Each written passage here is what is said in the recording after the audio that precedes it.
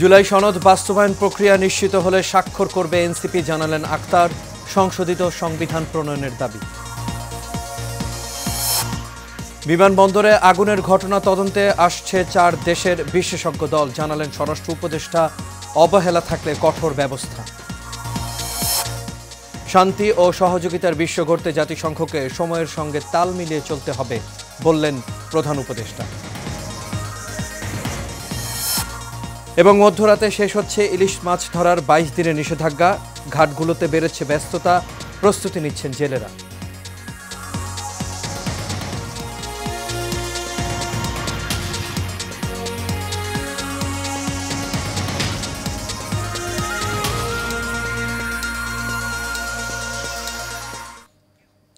সবাইকে স্বাগত এশিয়া নিউজে। দর্শক, পুরো সংবাদ জুড়ে আপনাদের সঙ্গে আছি আমি আনোয়ার রাজ। এতক্ষণ শুনছিলেন বিআরবি কেবল ইন্ডাস্ট্রিজ লিমিটেড সংবাদ শিরোনাম। এবার চলে যাচ্ছি পুরো খবরে। জুলাই সনদের আইনি ভিত্তি নিয়ে একমত হলেও বাস্তবায়ন প্রক্রিয়া এখনও জনগণ জানে না। বাস্তবায়ন প্রক্রিয়া নিশ্চিত হলে তবেই এনসিপি স্বাক্ষর করবে বলে জানান দলটির সদস্য সচিব আখতার হোসেন। আজ জাতীয় ঐক্যমত্য কমিশনের সাথে বৈঠক শেষে এই কথা বলেন তিনি। জুলাই সনদে প্রস্তাবিত বিষয়গুলো বাস্তবায়ন করে 2026 সালে সংশোধিত সংবিধান প্রণয়ন করার দাবিও জানিয়েছেন তিনি। আরপিও সংশোধনী প্রস্তাব এনসিপি ইতিবাচক হিসেবে দেখছে জানিয়ে তিনি জানান, বিএনপি ইতোমধ্যে এই সংশোধনী বাস্তবায়ন না করতে চিঠিও দিয়েছে।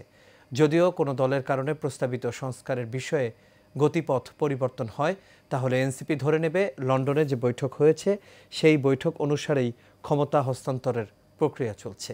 নির্বাচনী জোট প্রসঙ্গে তিনি বলেন, জাতীয় স্বার্থে ও দেশের প্রয়োজনে যদি জোটবদ্ধ নির্বাচন করার প্রয়োজন হয় তখন সেটা ভেবে দেখব, তবে এখনও কোনো দলের সাথে জোটে যায়নি এনসিপি। ঐক্যমত্য কমিশন এবং জাতীয় নাগরিক পার্টির মধ্যে আজকে একটি দ্বিপাক্ষিক আলোচনা অনানুষ্ঠানিকভাবেই অনুষ্ঠিত হয়েছে। সে আলোচনাতে আমরা কমিশনের কাছে আমাদের দাবিসমূহ আবারও পুনর্ব্যক্ত করেছি। আমরা দাবি জানিয়েছি যে জুলাই সনদ বাস্তবায়নের যে আদেশ, সে আদেশের ড্রাফট, সে আদেশের বিষয়বস্তু, সে আদেশের পরিধি, প্রত্যেকটা জিনিস জাতির কাছে উপস্থাপন করতে হবে। হযরত শাহজালাল আন্তর্জাতিক বিমানবন্দরের কার্গো ভিলেজে এলাকায় অগ্নিকাণ্ডের ঘটনার তদন্তের জন্য ইংল্যান্ড, অস্ট্রেলিয়া, চীন ও তুরস্কের বিশেষজ্ঞদের আমন্ত্রণ জানানো হয়েছে বলে জানিয়েছেন স্বরাষ্ট্র উপদেষ্টা লেফটেন্যান্ট জেনারেল অবসরপ্রাপ্ত মোহাম্মদ জাহাঙ্গীর আলম চৌধুরী। বেলা 11:15টায় হযরত শাহজালাল আন্তর্জাতিক বিমানবন্দরের সাম্প্রতিক অগ্নিকাণ্ডে ক্ষতিগ্রস্ত কার্গো ভিলেজ ও ই গেট পরিদর্শন শেষে সংবাদ সম্মেলনে তিনি এই তথ্য জানান। স্বরাষ্ট্র উপদেষ্টা এ সময় আরও জানান, কার্গো ভিলেজের আগুনের ঘটনা তদন্তের জন্য নমুনা সংগ্রহ করতে এই 4 দেশের বিশেষজ্ঞদের আমন্ত্রণ জানানো হয়েছে। আগুনের ঘটনায় নাশকতা বা অবহেলা থাকলে সেটি তদন্ত করে বের করা হবে। তিনি জানান, আগুন লাগার পর বিমানবন্দরের নিজস্ব অগ্নি নির্বাপনের 4টি ইউনিট ও ফায়ার সার্ভিস দ্রুত পৌঁছালেও কার্গো ভিলেজে দাহ্য পদার্থ থাকায় আগুন নেভাতে সময় লেগেছিল।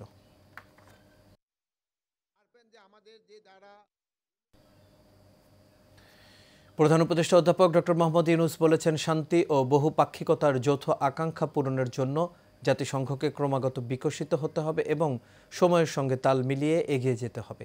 জাতিসংঘ দিবস উপলক্ষে দেয়া এক বাণীতে তিনি এই কথা জানান।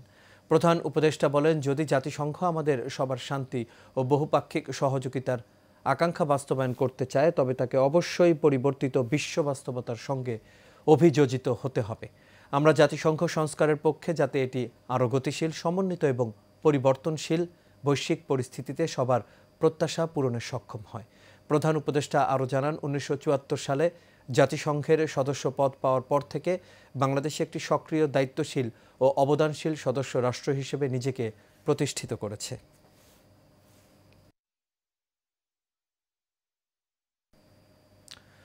আজ মধ্যরাতে শেষ হচ্ছে মাছ ধরায় 22 দিনের নিষেধাজ্ঞা। মাছ ধরতে যাওয়ার আগ মুহূর্তে প্রস্তুতি নিচ্ছেন উপকূলীয় জেলা পটুয়াখালী, রাঙামাটির জেলেরা। কেউ জাল সেলাই করছেন, আবার কেউ ট্রলার মেরামত করছেন। জেলেরা জানান, নিষেধাজ্ঞা শেষে ভালো মাছ পাওয়ার আশা তাদের, তবে নিষেধাজ্ঞা চলাকালীন অনেকেই সরকারি সহায়তার চাল পায়নি। মৎস্য বিশেষজ্ঞরা বলছেন, সরকার নিবন্ধিত জেলেদের সঠিক সময়ে সরকারি সহায়তা দিলে জেলেরা আর বেপরোয়া হবে না।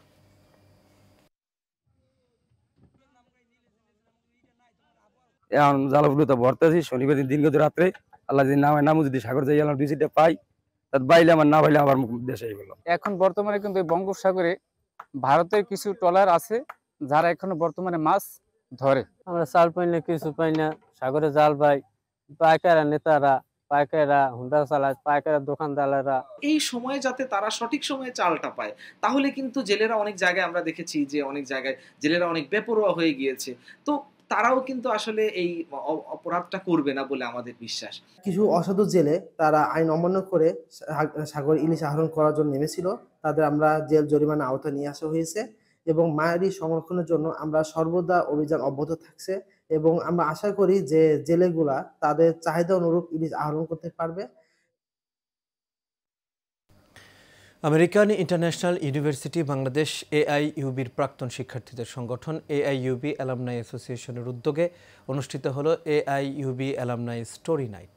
রাজধানীর বসুন্ধরা আইসিসিবিতে আয়োজিত এই অনুষ্ঠানে অংশ নেন প্রায় ১৫০০ এআইইউবি অ্যালামনাই সদস্য ও প্রাক্তন শিক্ষার্থী।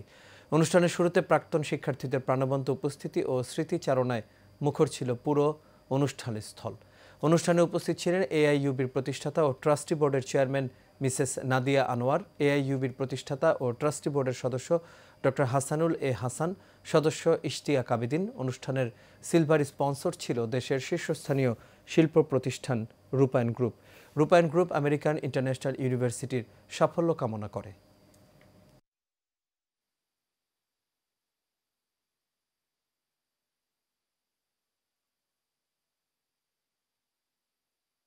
এই সোসাইটিটা আমরা করেছি এই জন্যই যাতে করে এই প্ল্যাটফর্মটাকে সবাই ব্যবহার করতে পারে, কারণ এই প্ল্যাটফর্মটা শুধুমাত্র এআইবি এলুমনাইদের জন্য, বাইরের কেউ নাই।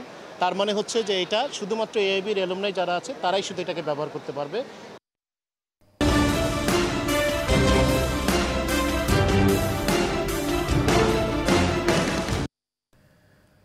বিএনপির ভারপ্রাপ্ত চেয়ারম্যান তারেক রহমানের রাষ্ট্র কাঠামোর ৩১ দফা বাস্তবায়নের লক্ষ্যে সাভারের আশুলিয়ায় সাইকেল র্যালি করেছে আশুলিয়া থানা যুবদলের নেতাকর্মীরা।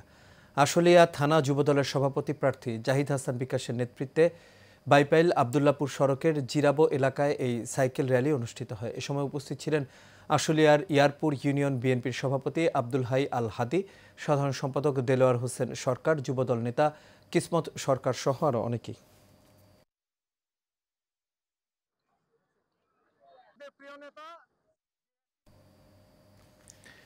বিএনপির সাবেক মহাসচিব ব্যারিস্টার আব্দুস সালাম তালুকদারের কবর জিয়ারতের মধ্য দিয়ে নির্বাচনী প্রচারণা শুরু করলেন জামালপুর ৩ আসনের বিএনপির মনোনয়ন প্রত্যাশী সাদিকুর রহমান সিদ্দিকী শুভ।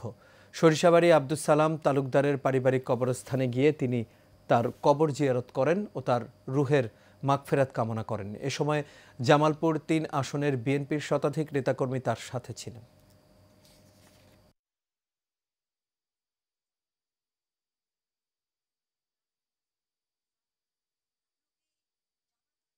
আমরা আমাদের নির্বাচনী প্রচারণার অংশ হিসাবে আমাদের আদর্শকে ধারণ করার উদ্দেশ্যে আমাদের প্রয়াত যত মুরব্বী আছেন, আমাদের যত গার্জিয়ান আছেন, তাদের খবর আমরা জিয়ারত করতেছিলাম। বিশ্ব সাদা ছড়ি নিরাপত্তা দিবস উপলক্ষে গাজীপুরের টঙ্গীতে দৃষ্টি প্রতিবন্ধী ব্যক্তিদের মাঝে সাদা ছড়ি ও খাদ্য সামগ্রী বিতরণ করা হয়েছে। সকাল 11টায় গাজীপুর সিটি কর্পোরেশনের 49 নম্বর ওয়ার্ডের এরশাদ নগর এলাকার church of Bangladesh Jagrani mission উচ্চ বিদ্যালয় মাঠে এই কর্মসূচি অনুষ্ঠিত হয়। গাজীপুর জেলা শাখার জাতীয় দৃষ্টি প্রতিবন্ধী সংস্থার আয়োজনে অনুষ্ঠানে 258 জন দৃষ্টি প্রতিবন্ধীর হাতে সাদা ছড়ি ও খাদ্য সামগ্রী তুলে দেওয়া হয়। অনুষ্ঠানে সভাপতিত্ব করেন টঙ্গী থানা যুবদলের সাবেক সহ সাংগঠনিক সম্পাদক কামরুল ইসলাম কামু এবং সঞ্চালনা করেন সাংবাদিক জসিমউদ্দিন জুয়েল।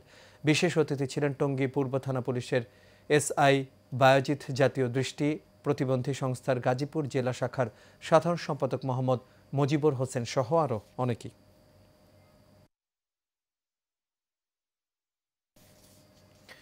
ফ্যাসিস্ট জালেম সরকার মিথ্যা মামলা দিয়ে যাবজ্জীবন কারাদণ্ড দিয়ে কিছুই করতে পারেনি।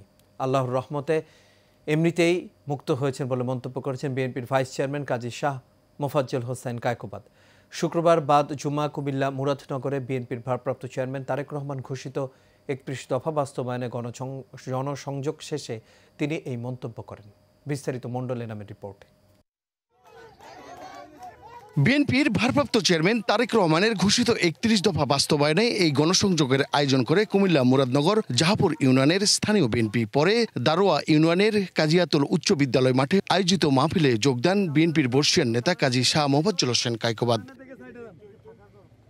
এ সময় বিএনপির ভাইস চেয়ারম্যান কাজী শাহ মোফাজ্জল হোসেন কায়কোবাদ বলেন, কুমিল্লা মুরাদনগরবাসী 5 বার সংসদ সদস্য নির্বাচিত করেছে, তাই বাকি জীবন এই এলাকার সাধারণ মানুষের কামলা হিসাবে নিজেকে নিয়োজিত রাখতে চায়। জালেম সরকার আমাকে যাবজ্জীবন কারাদণ্ড দিয়েছিল, আমাকে কারুর কাছে যেতে হয় নাই, একটা দস্তখত দিতে হয় নাই, আদালতে যেতে হয় নাই, একটা উকিল রাখতে হয় নাই। আল্লাহ মেহরবানি করে আল্লাহ আমাকে এমনি ভাবে মুক্ত করে দিয়েছেন। সবাই বলে আলহামদুলিল্লাহ। মুরাদনগরের সাধারণ মানুষের ভালোবাসা নিয়ে বেঁচে থাকার আশাও ব্যক্ত করেন কাজী মোফাজ্জল হোসেন কায়কোবাদ।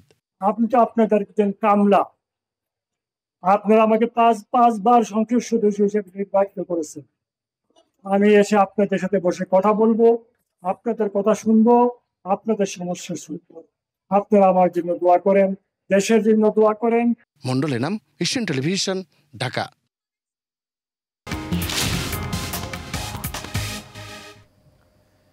এবার আন্তর্জাতিক প্রসঙ্গ। তুরস্কের পশ্চিমাঞ্চলীয় মুগলা প্রদেশের উপকূলে অভিবাসন প্রত্যাশীদের বহনকারী একটি রাবারের নৌকা ডুবে অন্তত 14 জনের মৃত্যু হয়েছে। শুক্রবার এই দুর্ঘটনা ঘটে বলে জানিয়েছে স্থানীয় গভর্নরের দপ্তর। নিখোঁজদের উদ্ধারে এখনও তল্লাশি ও উদ্ধার অভিযান চলছে। তুরস্কের মুগলা গভর্নরের দপ্তর এক বিবৃতিতে জানায়, এক আফগান নাগরিক সাঁতরে তীরে উঠে স্থানীয় কর্তৃপক্ষকে দুর্ঘটনার খবর দেন।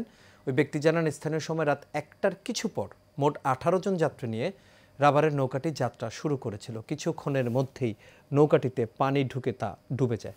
তল্লাশি অভিযানে অংশ নেওয়া উদ্ধারকর্মীরা পরে আরও একজনকে জীবিত উদ্ধার করেন। সমুদ্র থেকে এ পর্যন্ত 14 জনের মরদেহ উদ্ধার করা হয়েছে। এজিয়ান সাগর ইউরোপে প্রবেশের অন্যতম প্রধান রুট, যেখানে উত্তর আফ্রিকা ও মধ্যপ্রাচ্য থেকে আসা হাজার হাজার অভিবাসী নৌপথে ইউরোপে যাওয়ার চেষ্টা করে। বাংলাদেশ দলিল লেখক সমিতির নতুন 24 সদস্যের আংশিক কমিটি গঠন করা হয়েছে। কমিটিতে আলহাজ এম এ রশিদকে সভাপতি এবং কে এস হোসেন টমাসকে মহাসচিব করা হয়। জাতীয় প্রেস ক্লাবে সমিতির বিভাগীয় প্রতিনিধি সম্মেলনে এই কমিটি ঘোষণা করা হয়। অনুষ্ঠানের প্রধান অতিথি ছিলেন বিএনপির চেয়ারপারসন বেগম খালেদা জিয়ার উপদেষ্টা বীর মুক্তিযোদ্ধা আব্দুস সালাম। বাংলাদেশ দলিল লেখক সমিতির চেয়ারম্যান মোহাম্মদ শামসুল আরেফিনের সভাপতিত্বে প্রধান বক্তা ছিলেন ঢাকা মহানগর উত্তর বিএনপির সাবেক আহ্বায়ক সাইফুল আলম নীরব।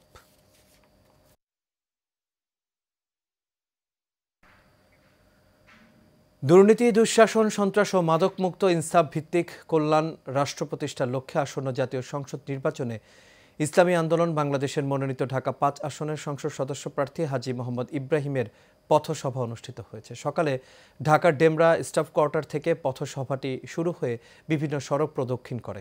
এ সময় ইসলামী আন্দোলন বাংলাদেশের হাত পাখা মার্কায় ভোট ও সহযোগিতা কামনা করা হয়। পথসভা শেষে সংক্ষিপ্ত আলোচনা সভায় হাজী মোহাম্মদ ইব্রাহিম ঢাকা 5 গড়ার লক্ষ্যে সবার দোয়া ও সহযোগিতা কামনা করেন।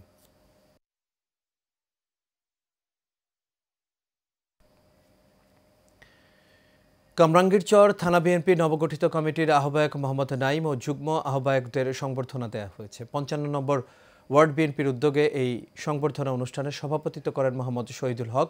এতে প্রধান অতিথি ছিলেন নবগঠিত আহ্বায়ক নাইম। সামনে জাতীয় নির্বাচন, সবাই হাতে হাত কাঁধে কাঁধ মিলিয়ে সবাইকে ধানের শীষে ভোট দেওয়ার জন্য আহ্বান জানান তিনি।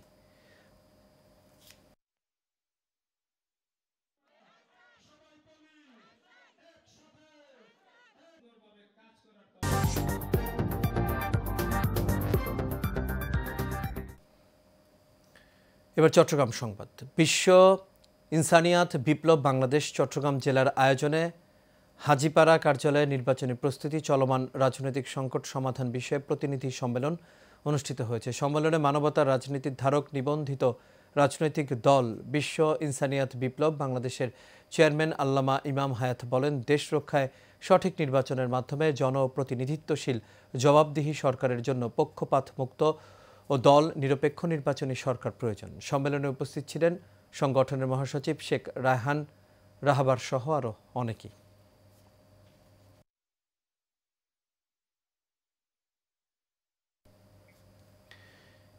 ইমানি সম্মেলন ও সালাতু সালাম মাহফিল অনুষ্ঠিত হয়েছে চট্টগ্রাম নগরীর পশ্চিম মাদারবাড়িতে।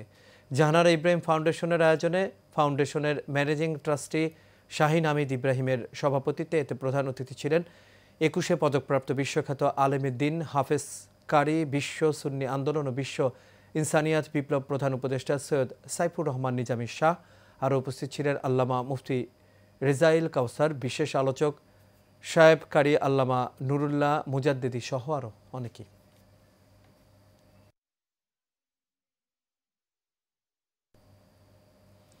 চট্টগ্রামের গোলপাহাড় মহাশ্মশান পরিচালনা পরিষদের উদ্যোগে মন্দির প্রাঙ্গণে শ্রী শ্রী গিরি গোবর্ধন পূজা ও অন্নকূট উৎসব অনুষ্ঠিত হয়েছে।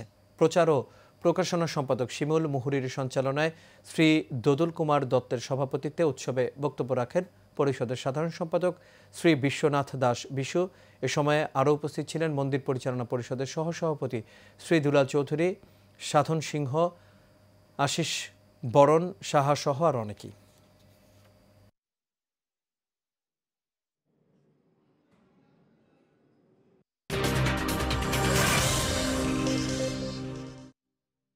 এবার খেলার খবর। ফুটবল। লিওনেল মেসির জোড়া গোলে মেজর লিগ সকারের ফার্স্ট রাউন্ডে ন্যাশভিল এসিসকে 3-1 গোলে হারিয়েছে ইন্টার মিয়ামি। এ ম্যাচে পেশাদার ক্যারিয়ারে 890তম গোলের দেখা পেয়েছেন লিও মেসি।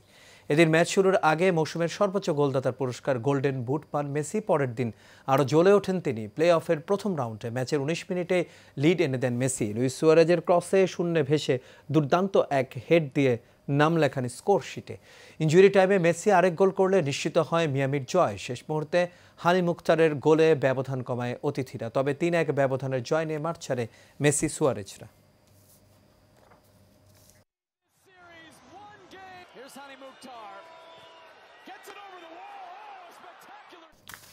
আর এর সাথে শেষ করবে এশিয়া নিউজ। তবে যাবার আগে বিআরবি কেবল ইন্ডাস্ট্রিজ লিমিটেড সংবাদ শিরোনামগুলো দেখে নেব দর্শক। আরও এক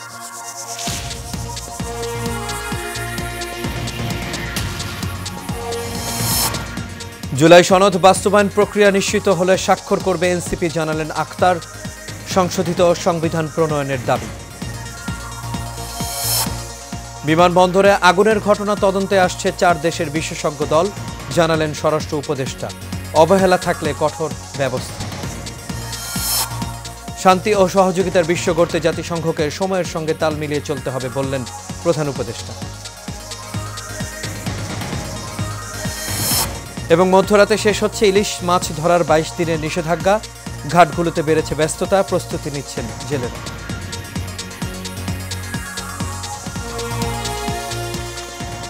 দর্শক, এই ছিল আমাদের এখনকার আয়োজন। আমাদের পরবর্তী সংবাদ দেখার আমন্ত্রণ রইল। এতক্ষণ সাথে থাকার জন্য সবাইকে ধন্যবাদ।